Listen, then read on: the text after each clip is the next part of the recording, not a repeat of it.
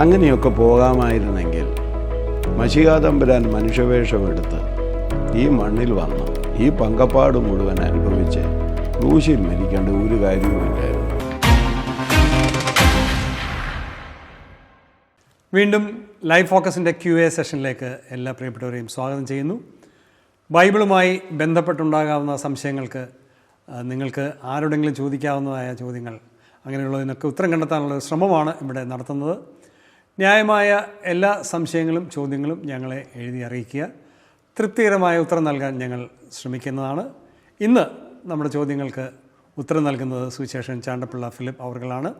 ഒരിക്കൽ കൂടി എല്ലാ പ്രിയപ്പെട്ടവരെയും ലൈഫ് ഫോക്കസ് QA സെഷനിലേക്ക് സ്വാഗതം ചെയ്യുന്നു. മരണാനന്തര പ്രാർത്ഥനയെക്കുറിച്ച് നാം നേരത്തെ ഒരു എപ്പിസോഡിൽ ചർച്ച ചെയ്തതാണ്. എങ്കിലും അതുമായിട്ട് ബന്ധപ്പെടുന്ന 1-2 ചോദ്യങ്ങൾ കൂടെ ചോദിക്കുകയാണ്. ഒരു വ്യക്തി എങ്ങനെ ജീവിച്ചവനാണെങ്കിലും മരണാനന്തരം അദ്ദേഹത്തിന് വേണ്ടി പ്രാർത്ഥിച്ച് അദ്ദേഹത്തെ സ്വർഗാവകാശിയാക്കി മാറ്റാൻ നമുക്ക് സാധിക്കുമോ എന്നുള്ളതാണ് ചോദ്യം. സാധിക്കുമെങ്കിൽ പിന്നെ ഭൂമിയിൽ വെച്ച് രക്ഷിക്കപ്പെടാൻ അദ്ദേഹം സ്വയം ഒരു തീരുമാനമെടുക്കുന്നതിൻ്റെ പ്രസക്തി എന്താണ്? മാത്രമല്ല, ലോകമെങ്ങും പോയി നാം സുവിശേഷം അറിയിക്കാൻ ബന്ധപ്പെടുന്നതായിട്ട് കാര്യവുമില്ല.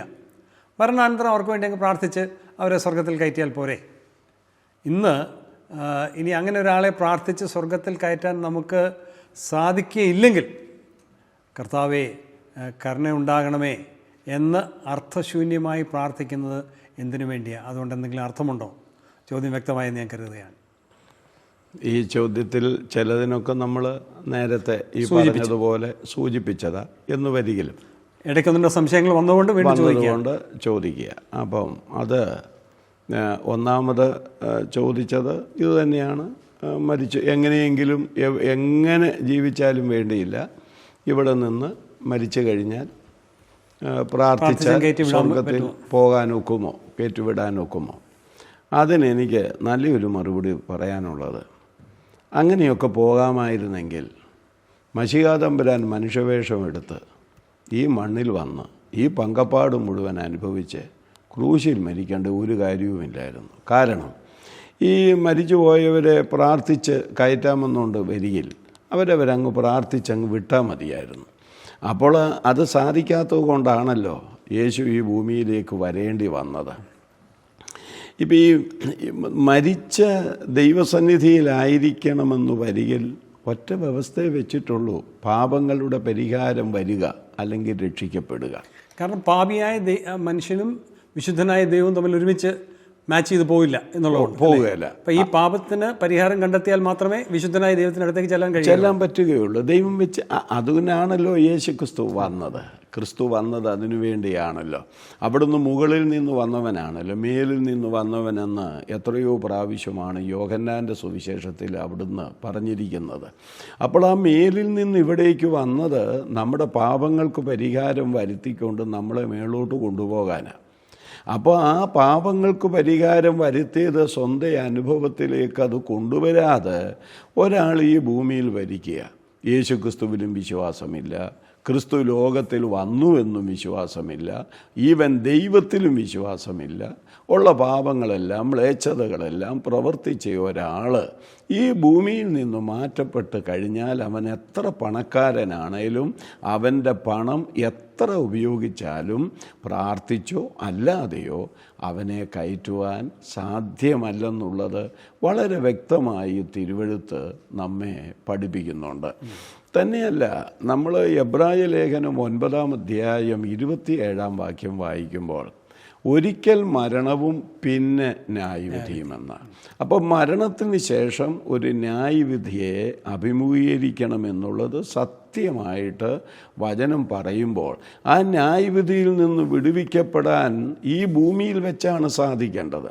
അതാണ് യോഹന്നാൻ്റെ സുവിശേഷം 5-ാം അധ്യായത്തിൽ യേശു പറഞ്ഞു, ആമേൻ ആമേൻ ഞാൻ നിങ്ങളോട് പറയുന്നു, എന്നെ അയച്ചവനിൽ വിശ്വസിക്കുന്നവന് നിത്യജീവനുണ്ട്, അവൻ ന്യായവിധിയിലാകാതെ മരണത്തിൽ നിന്ന് ജീവങ്കലേക്ക് കടന്നിരിക്കുന്നുവെന്നാണ്. ന്യായവിധിയിലാകാതെ. അപ്പോൾ മരണത്തിനപ്പുറമുള്ള ന്യായവിധിയിലേക്ക് പോകാതിരിക്കാനുള്ള മാർഗമാണ് യേശുവോട് പറയുന്നത്. വിശ്വസിക്കുന്നവൻ, മനസ്സിലായില്ലേ? വിശ്വസിക്കുന്നവൻ ന്യായവിധിയിലാകാതെ മരണത്തിൽ നിന്ന് ജീവങ്കലേക്ക് കടന്നിരിക്കുന്നുവെന്നാണ്. അപ്പോൾ ഈ ഭൂമിയിൽ വെച്ച് സാധിക്കേണ്ട കാര്യമാണിത്. ഈ ഭൂമിയിൽ വെച്ച് സാധിച്ചില്ലെങ്കിൽ മരിച്ചതിന് ശേഷം യാതൊരു മാർഗവും ദൈവം വെച്ചിട്ടില്ല. വേദപുസ്തകത്തിൽ അതിനുള്ള ഒരു തെളിവും നമുക്ക് കാണാനായിട്ട്. മരിച്ചതിന് ശേഷം പ്രാർത്ഥിച്ച് സ്വർഗത്തിൽ കയറ്റി വിടാമായിരുന്നുവെങ്കിൽ നമ്മൾ ബന്ധപ്പെട്ട ലോകം എങ്ങും ഓടി നടന്ന് സുവിശേഷം പറയേണ്ട കാര്യമില്ല. ഇത് എങ്ങനെയും കയറ്റാൻ ശ്രമിക്കുന്ന ആളുകൾ പോലും സുവിശേഷം പറയുന്നുണ്ട്. അങ്ങനെങ്കിൽ അവരെന്തിനാ സുവിശേഷം പറയുന്നത്? പ്രാർത്ഥിച്ചങ്ങ് വിട്ടാൽ പോരെ. അപ്പോൾ ഒരിക്കലും നമുക്കത് വചനാനുസരണം അംഗീകരിക്കാൻ കഴിയുന്നതല്ല. അപ്പോസ്തലന്മാരത് ചെയ്തിട്ടില്ല, യേശു അത് പറഞ്ഞിട്ടില്ല, വേദപുസ്തകത്തിൽ അതിൻ്റെ പ്രമാണവും നമ്മൾ കാണുന്നില്ല. പക്ഷെ അതിനൊരു മറുവാദം ഇങ്ങനെയുണ്ട്. ആ പ്രാർത്ഥന എന്ന് പറയുന്നത്, മരണാനന്തരമുള്ള പ്രാർത്ഥന എന്ന് പറയുന്നത്, അത് സ്വർഗത്തിലേക്ക് കയറ്റിവിടാൻ വേണ്ടിയല്ല. പ്രത്യുത നമുക്കറിയാം, നാം എന്തൊക്കെ പറഞ്ഞാലും പൂർണ്ണ വിശുദ്ധരായിട്ട് ഈ ഭൂമിയിൽ നമുക്ക് ജീവിക്കാൻ സാധിക്കില്ല.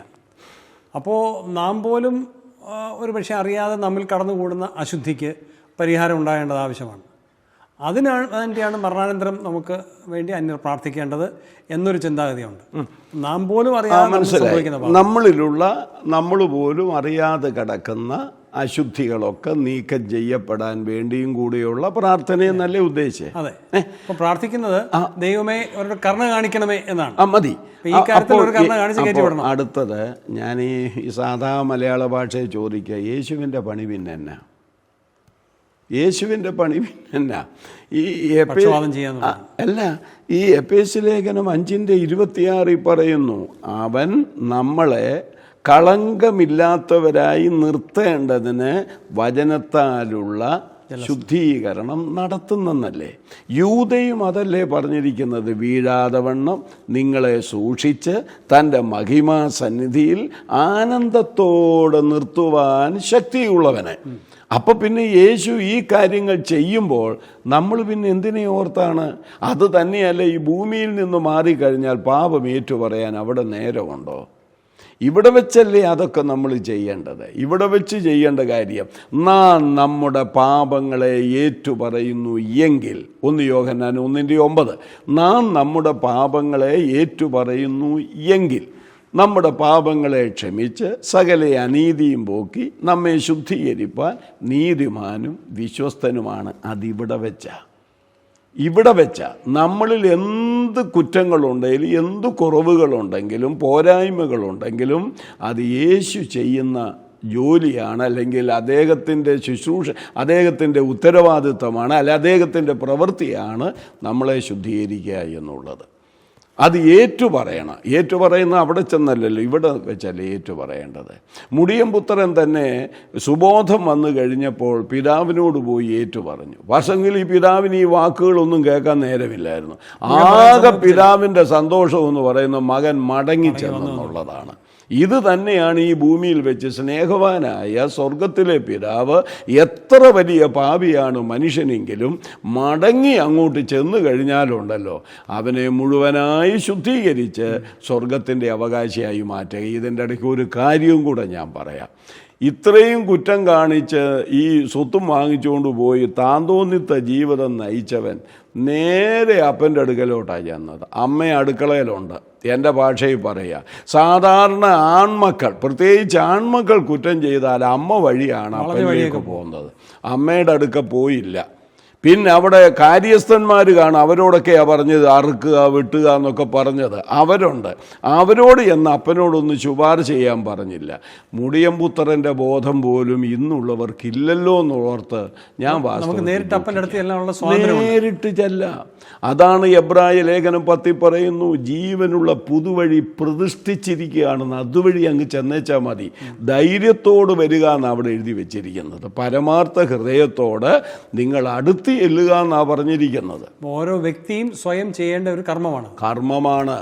ആ വ്യക്തി ഓരോരുത്തരും തങ്ങളുടെ പാപം ദൈവസന്നിധിയിൽ സമ്മതിച്ച് അത് ഏറ്റുപറഞ്ഞുകൊണ്ട് പിതാവിൻ്റെ അടുക്കലേക്ക് ചെന്ന് പുത്രൻ മുഖാന്തരമായിട്ടുള്ള രക്ഷ നേടി ലക്ഷ്യബോധത്തിലേക്ക് സ്വർഗത്തിലേക്ക് എത്തുക അല്ലാതെ ഒരു കുറുക്കു വഴികളും ഇല്ല. രക്ഷ നേടുന്ന കാര്യമാണ് ഇപ്പം പറഞ്ഞത്. അനുബന്ധമായിട്ട് ചോദ്യം ചോദിക്കുക, രക്ഷ നേടിയവർ പോലും പിന്നീട് പാപം ചെയ്യാം. അപ്പോൾ അങ്ങനെ സംഭവിച്ചാലും രക്ഷ നഷ്ടപ്പെടുന്നില്ല. ആ മക്കൾ എന്നുള്ള പുത്രത്വം നഷ്ടപ്പെടുന്നില്ല, അതിൻ്റെ സന്തോഷം നഷ്ടപ്പെടുന്നു അല്ലേ? അങ്ങനെയല്ലേ? അങ്ങനെ രക്ഷ നേടിയവർ പിന്നീട് ഇത് ശലോമോൻ പറഞ്ഞതുപോലെ പാപം ചെയ്യാത്ത മനുഷ്യനില്ലല്ലോ എന്നാണ് അദ്ദേഹം പ്രാർത്ഥിക്കുമ്പോൾ പറയുന്നത്. രക്ഷിക്കപ്പെട്ടു എന്ന് കരുതി അവർ ദൈവദൂതരാകുകയല്ലോ, പിന്നെയും ഈ താഴ്ചയുള്ള ശരീരത്തിലാണല്ലോ ജീവിക്കുന്നത്. അവരുടെ നോട്ടത്തിലോ ചിന്തയിലോ മനോഭാവത്തിലോ പ്രവൃത്തിയിലോ കുറവുകൾ വരും. വരണമെന്നല്ല ഞാൻ അവിടെ പറയുന്നത്, വരും. എന്നാൽ അവിടെയാണ് യോഹന്നാൻ്റെ 1-ാം ലേഖനം 2:1 യോഹന്നാൻ പറയുന്നു, കുഞ്ഞുങ്ങളെ നിങ്ങൾ പാപം ചെയ്യരുത് എന്ന് കർശനമായിട്ട് അങ്ങേര് പറയുക. എന്നിട്ട് പറയുക, ഒരുത്തൻ പാപം ചെയ്തുവെങ്കിലോ നീതിമാനായ കാര്യസ്ഥൻ പിതാവിൻ്റെ അടുക്കൽ നമുക്കുണ്ട്. പാപം ചെയ്യാൻ പാടില്ല, എന്നാൽ ഒരുത്തനിൽ പാപം ചെയ്തപ്പോൾ അയ്യോ ഞാൻ മുഴുവൻ പോയോന്ന് നീ ഭാരപ്പെടണ്ട, നിനക്ക് വേണ്ടി മധ്യസ്ഥ ചെയ്യുന്ന ഒരു കാര്യസ്ഥൻ. മരിച്ചവർക്ക് വേണ്ടിയുള്ള പ്രാർത്ഥന എന്ന് പറഞ്ഞാൽ ഇതാണെന്നാണ് പറയുന്നത്. അതായത് കർത്താവേ, ഇവൻ പാപം ചെയ്തു പോയി, ഇവനോട് ക്ഷമിക്കണേ, ഇവനോട് കരുണ കാണിക്കണേ എന്ന് എനിക്ക് പറയണോ? അല്ല, ഞാനല്ല പറയുന്നത്. ഞാൻ അങ്ങോട്ട് നേരെ സ്വയം അങ്ങോട്ട് ചെന്നിട്ട് എനിക്ക് തെറ്റു വന്നു എന്ന് പിതാവിനോട് പറയുമ്പോൾ ആ കാര്യസ്ഥനായ യേശു തൻ്റെ പക്ഷപാതത്താൽ നമ്മളെ അവിടെ നിന്ന് വിടുവിക്കുകയല്ലേ, ശുദ്ധീകരിക്കുകയല്ലേ ചെയ്യുന്നത്. അതാണ് യോഹന്നാൻ 3:1 പറയുന്നത്, 2:1 പറയുന്നത്. പിന്നെ മറ്റൊന്ന്, ഈ വിശ്വാസിയിൽ എന്തെങ്കിലും ഒരു തെറ്റ് വന്ന് രക്ഷയങ്ങ് പോവുകയാണെങ്കിലേ, രക്ഷയങ്ങ് പോയെന്നിരിക്കട്ടെ, അവൻ പിന്നെ എന്ത് ചെയ്യണം? പിന്നെ രക്ഷിക്കപ്പെടണം. പിന്നെ അവൻ എന്ത് ചെയ്യണം? വീണ്ടും സ്നാനപ്പെടണം. രക്ഷിക്കപ്പെട്ടവരല്ലേ സ്നാനപ്പെടണ്ട. പിന്നെ ഇവന് വെള്ളത്തിൽ നിന്ന് കയറാൻ നേരം കാണുകയല്ല. അപ്പം ഞാൻ പറഞ്ഞത്, ഈ രക്ഷയെ സംബന്ധിച്ച് എബ്രായർ 9 പറയുന്നത് നിത്യരക്ഷ എന്നാണ് പറഞ്ഞിരിക്കുന്നത്. നിത്യരക്ഷ. ഇനി എന്നെ അത്ഭുതപ്പെടുത്തുന്ന വിഷയം എന്നാണെന്നറിയാമോ? എഫെസോസിലെ ജാതികളായവരെ രക്ഷിക്കപ്പെട്ട സഭയിലേക്ക് വന്നത് അവരോട് പറയുകയാണ്, നിങ്ങളെ ക്രിസ്തുവിനോടുകൂടെ ഉയർപ്പിച്ച് സ്വർഗത്തിൽ ഇരുത്തിയിരിക്കുന്നെന്ന. ഇരുത്തുമെന്നല്ല, സ്വർഗത്തിൽ ഇരുത്തിയിരിക്കുന്ന ആട്ടെ. ഇവരുടെ ജീവിതം മുഴുവനും പരിശോധിച്ചിട്ടാണോ ഇരുത്തിയത്? അല്ലല്ലോ. ഇനി ഇവൻ പാപം ചെയ്യുമോ? ഇവനെ ഇപ്പോഴേ കയറ്റി ഇരുത്തിയാൽ എങ്ങനെ? നമ്മൾ പലപ്പോഴും അങ്ങനെ, അവനെ ഇപ്പോഴേ അവിടെ കയറ്റി ഇരുത്തിയാൽ എങ്ങനെ? അങ്ങനെ ദൈവം ചിന്തിച്ചില്ല. ഞാനും ജോജിയും നമ്മളൊക്കെ തെറ്റുകുറ്റങ്ങൾ വരുമെന്നൊക്കെ അറിഞ്ഞുകൊണ്ട് തന്നെയാണ് രക്ഷിക്കപ്പെട്ടപ്പോൾ ക്രിസ്തുവിനോടുകൂടെ നമ്മെ സ്വർഗത്തിൽ ഇരുത്തിയിരിക്കുന്നത്. അത് തന്നെ രക്ഷയുടെ ഭദ്രതയെ വ്യക്തമാക്കുന്ന ഒരു സത്യമല്ലേ അത്? ചുരുക്കത്തിൽ, ഒരു വ്യക്തി അവൻ പാപിയാണെങ്കിലും പാപത്തിൻ്റെ മോചനം നേടിയ വ്യക്തിയാണെങ്കിലും ആര് തന്നെ ആയാലും അവൻ്റെ ജീവിതത്തിൽ പരാജയങ്ങളും പാളിച്ചകളും ഉണ്ടായാൽ അവൻ തന്നെ സ്വയം ചെന്ന് ദൈവസേനയിൽ ഏറ്റുപറയണം. അപ്പോൾ അതിന് പരിഹാരം ഉണ്ടാകും. തന്നെയല്ല, മറ്റാരെങ്കിലും നമുക്ക് വേണ്ടി അതിന് നരകം കൊടുക്കത്തില്ല, ബാലശിക്ഷ കൊടുക്കും. എബ്രായർ 12 പറയുന്നു, ബാലശിക്ഷ കൊടുക്കും. മനസ്സിലായില്ലേ? ദൈവത്തിൻ്റെ വിശുദ്ധി അങ്ങനെ എഴുതിയിരിക്കുന്ന ദൈവത്തിൻ്റെ വിശുദ്ധി പ്രാപിക്കേണ്ടതിന് നമുക്കവൻ ബാലശിക്ഷ നൽകുന്ന. രക്ഷയുടെ സന്തോഷം എനിക്ക് മടക്കി തരണമെന്ന് പ്രാർത്ഥിക്കുന്നതിൻ്റെ തെറ്റ് വരുമ്പോൾ ഈ സന്തോഷം പോകുമല്ലോ. ഞാനിപ്പോൾ ഒന്നും വേണ്ട ജോജിയോട് ദേഷ്യപ്പെട്ട് 2 വർത്തമാനം പറഞ്ഞ് ഇറങ്ങിപ്പോയാൽ അതുവരെ ഞാൻ അനുഭവിച്ചുകൊണ്ടിരുന്ന സന്തോഷത്തിന് ഹാനി വരികയാണ്. അത് തിരിച്ചു വരണമെങ്കിൽ ഞാൻ ജോജിയോട് വന്ന് ക്ഷമയും പറയണം. നമ്മൾ ഒന്നിച്ച് ദൈവത്തോട് പ്രാർത്ഥിച്ച് കഴിയുമ്പോൾ ആ സന്തോഷം എനിക്ക് മടക്കി. രക്ഷയല്ല അവിടെ വിഷയം നഷ്ടപ്പെടുന്നത്, സന്തോഷം നഷ്ടപ്പെടുകയാണ് ചെയ്യുന്നത്.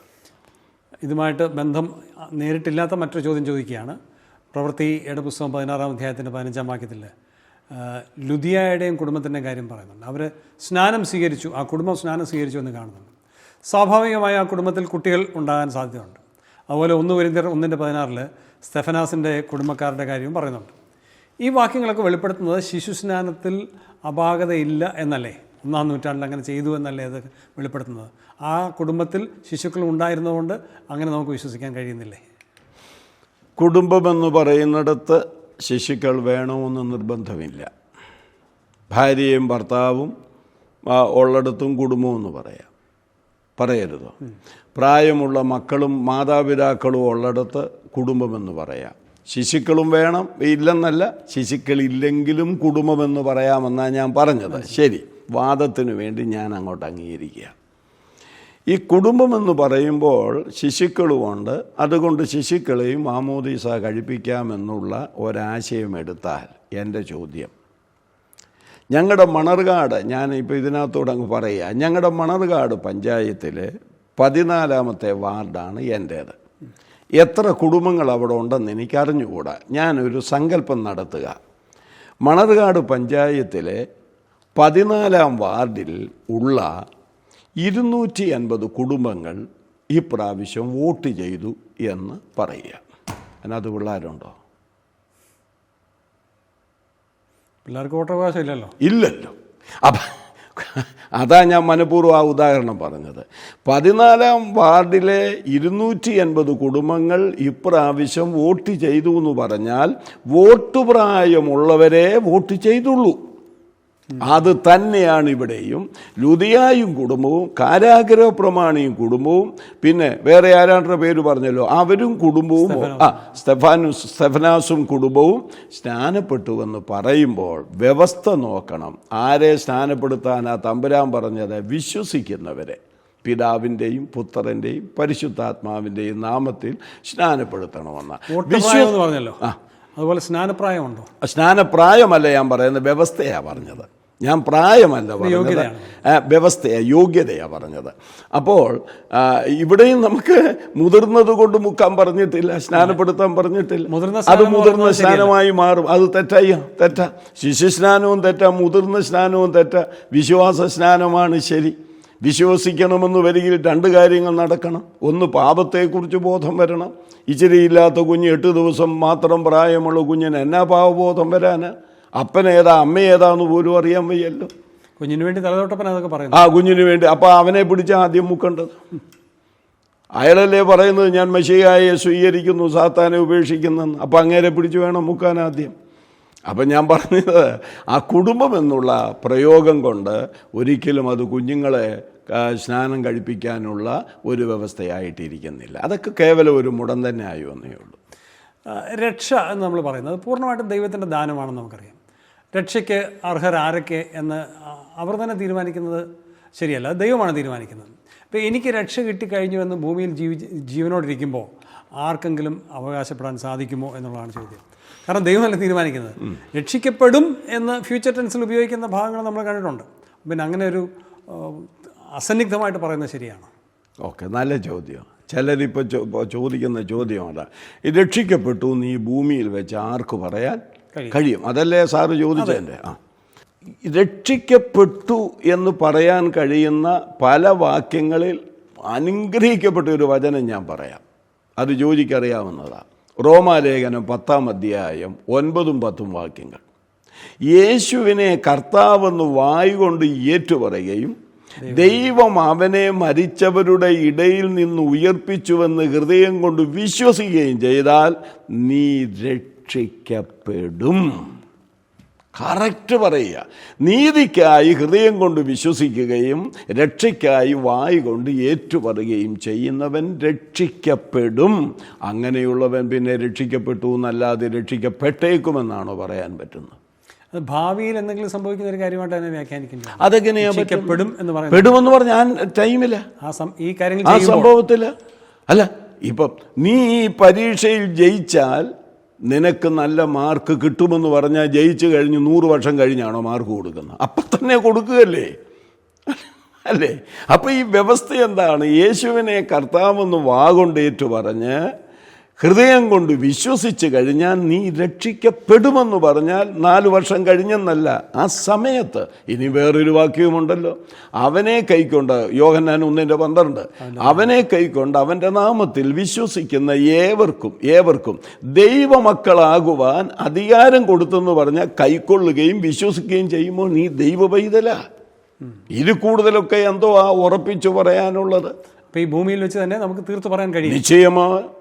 നിശ്ചയം ഈ ഭൂമി വെച്ചാ പറയേണ്ടത്. ഇപ്പം ഒരു അപ്പൻ്റെ അമ്മയുടെയും മകനായിട്ട് ഒരു കുഞ്ഞ് ജനിച്ചു. അവൻ ഒരു ആൺകുഞ്ഞാണെങ്കിൽ അവൻ മകനാകുന്നത് കുറെ കഴിഞ്ഞല്ലല്ലോ. അല്ലെങ്കിൽ ഞാൻ മകനാണെന്നാ തോന്നുന്നത് എന്ന് അവൻ പറയത്തില്ലല്ലോ. എൻ്റെ അപ്പൻ്റെ മകനാ ഞാനെന്നാ തോന്നുന്നത്. അങ്ങനെ പണ്ടാരാണ്ട് ഒരാൾ പറഞ്ഞതായിട്ട് കേട്ടു. അത് ചുമ്മാ ആ മകനോടുള്ള ദേഷ്യത്തിന് പുള്ളി പറഞ്ഞതാ. മനസ്സിലായോ? എന്നാൽ മകനായി ജനിച്ചാൽ ഞാൻ മകനാണ്, അദ്ദേഹത്തിൻ്റെ മകനാണ് എന്ന് പറയുന്നത് 10 വർഷം കഴിഞ്ഞല്ല, അപ്പം തന്നെ മകനാ, ജനിച്ചപ്പോൾ തന്നെ മകനാ.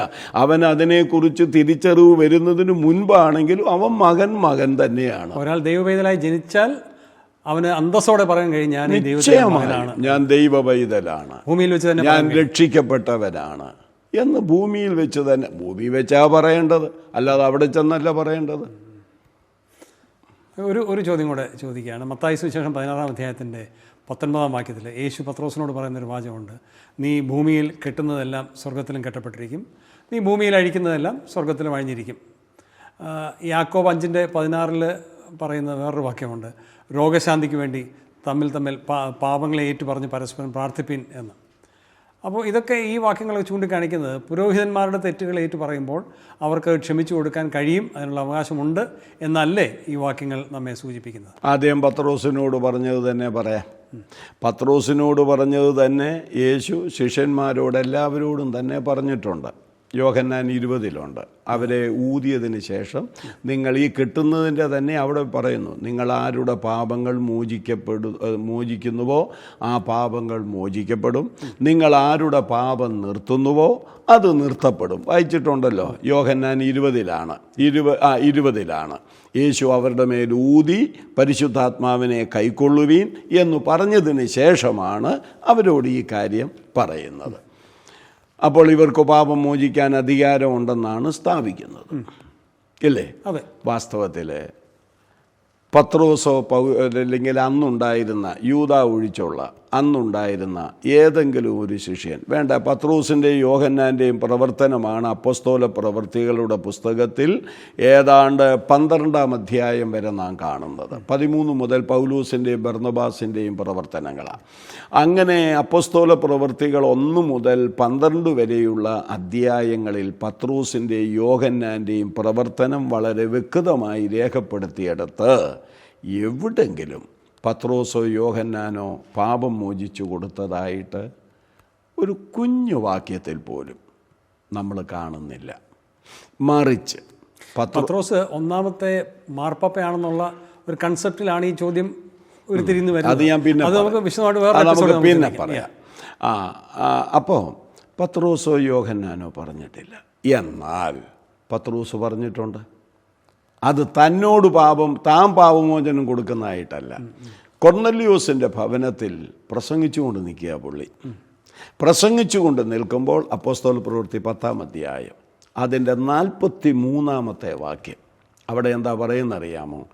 അവനിൽ വിശ്വസിക്കുന്നവർക്ക് അവൻ്റെ നാമം മൂലം പാപമോചനമുണ്ടെന്നാണ് പറഞ്ഞിരിക്കുന്നത്. അവനിൽ വിശ്വസിക്കുന്നവർക്ക് അവൻ്റെ നാമം മൂലം പാപമോചനമുണ്ട്. ഇനി കൂടെ നടന്ന യോഹന്നാൻ എന്താ പറഞ്ഞത്? അതാണ് ഞാൻ 1 യോഹന്നാൻ 1:9 പറഞ്ഞത്. നാം നമ്മുടെ പാപങ്ങളെ എന്നോട് ഏറ്റുപറയുന്നെങ്കിൽ എന്നല്ല, ദൈവത്തോട് ഏറ്റുപറയുന്നു എങ്കിൽ അവൻ നമ്മുടെ പാപങ്ങളെ ക്ഷമിച്ച് സകല അനീതിയും പോക്കി നമ്മെ ശുദ്ധീകരിപ്പാൻ നീതിമാനും വിശ്വസ്തനുമാണ്. അപ്പം പിന്നെ ഇവരോടാണോ പാപം മോചിക്കേണ്ടത്? ഇവരാണോ പാപം മോചിക്കാൻ അധികാരം? അപ്പോൾ വീണ്ടും ചോദ്യം വരുന്നു. അപ്പം പിന്നെ അവിടെ പറഞ്ഞതിൻ്റെ അർത്ഥം എന്താ? അതിലേക്കാണ് ഞാൻ വരുന്നത്. നിങ്ങൾ ആരുടെ പാപം മോചിക്കുന്നുവോ അത് മോചിക്കപ്പെടും, ആരുടെ പാപം നിർത്തുന്നുവോ അത് നിർത്തപ്പെടും. അതിൻ്റെ മറ്റൊരു ഫലമാണ് കെട്ടുന്നതും അഴിക്കുന്നതും. അപ്പം അതെന്താണെന്ന് ചോദിച്ചാൽ, ഞാൻ രക്ഷിക്കപ്പെടാത്ത ഒരു പ്രാകൃത മനുഷ്യന് എന്ന് ഇരിക്കട്ടെ, ജോജി ഒരു സുവിശേഷകനായി എൻ്റെ അടുക്കൽ വരുന്നു. സുവിശേഷം വളരെ വ്യക്തമായി പറയുന്നു. യേശുക്രിസ്തുവിൻ്റെ മരണത്താൽ സംഭവിച്ച രക്ഷയും പാപപരിഹാരവും പറയുന്നു. ഒടുവിൽ ജോജി എന്നോട് പറയുകയാണ്, സഹോദര, ഈ യേശുക്രിസ്തുവിൽ വിശ്വസിച്ചാൽ നിൻ്റെ പാപം മോചിക്കപ്പെടും. നീ വിശ്വസിക്കുന്നില്ലെങ്കിൽ പാപം മോചിക്കപ്പെടുകയില്ല. അത് വചനത്തിൻ്റെ അടിസ്ഥാനത്തിലാണ്. ആണോ? ഇത് കേട്ടിട്ട് ഞാൻ വിശ്വസിക്കുന്നെങ്കിൽ ജോജി പറഞ്ഞതുപോലെ എൻ്റെ പാപം മോചിക്കപ്പെടുകയാണ്. ഞാൻ വിശ്വസിക്കുന്നില്ലെങ്കിൽ ജോജി പറഞ്ഞതുപോലെ എൻ്റെ പാപം നിർത്തപ്പെടുകയാണ് ചെയ്യുന്നത്. അതാണ് അതിൻ്റെ അർത്ഥം. അവിടെ അങ്ങനെ ഒരു പ്രത്യേക പ്രസ്താവനയുടെ ആവശ്യകതയുണ്ടോ? അല്ലെങ്കിൽ തന്നെ അത് യാഥാർത്ഥ്യമല്ലേ? ക്രിസ്തു അങ്ങനെ എടുത്തു പറയേണ്ട ആവശ്യമുണ്ടോ? അല്ല, ദൈവവചനത്തിൻ്റെ അടിസ്ഥാനത്തിൽ അതെന്താന്ന് ചോദിച്ചാൽ, നിങ്ങൾ പ്രസംഗിക്കാൻ പോകുന്ന സുവിശേഷത്തിൻ്റെ ആധികാരികതയും നിങ്ങളെ പറഞ്ഞയക്കുന്ന എൻ്റെ അധികാരവുമാണ് അവിടെ വെളിപ്പെടുന്നത്. യേശു കൽപ്പിച്ചതാണ് പറയുന്നത്, ആ കൽപ്പന പ്രകാരം സംഭവിക്കുന്നു. അതാണ് അവിടുത്തെ ഉദ്ദേശം. Thank you. ഈ ചോദ്യകർത്താക്കൾക്ക് ഇനി ഒന്നുകൂടെ ആ അധികാരത്തെ വെളിപ്പെടുത്തുന്ന ഒരു കാര്യം കൂടെ. ലൂക്കോസ് സുവിശേഷം 24 അധ്യായം 47 വാക്യം. നിങ്ങൾ എല്ലായിടത്തും സുവിശേഷം അറിയിക്കാൻ പറഞ്ഞിട്ട് പറയുകയാണ്, എൻ്റെ നാമത്തിൽ പാപമോചനവും. എൻ്റെ നാമത്തിൽ, അത് കറക്റ്റല്ലേ? എൻ്റെ നാമത്തിൽ പാപമോചനവും മാനസാന്തരവും നിങ്ങൾ യെരുശലേം തുടങ്ങി എല്ലായിടങ്ങളിലും പ്രസംഗിക്കണം. ഇതെല്ലാം കൂടെയാണ് അത് അർത്ഥമാക്കുന്നത്. Thank you. നമുക്ക് ഈ എപ്പിസോഡ് വൈൻഡപ്പ് ചെയ്യാൻ തോന്നുന്നു. ചോദ്യകർത്താക്കൾക്ക് കൃത്യമായ ഉത്തരം ലഭിച്ചുവെന്ന് ഞങ്ങൾ കരുതുകയാണ്. ചോദ്യങ്ങൾ എന്തു തന്നെയായാലും ദയവായി എഴുതി ചോദിക്കാൻ മടിക്കേണ്ട. ലൈഫ് ഫോക്കസിൻ്റെ അടുത്ത QA സെഷനിൽ കാണും വരെ നന്ദി, നമസ്കാരം.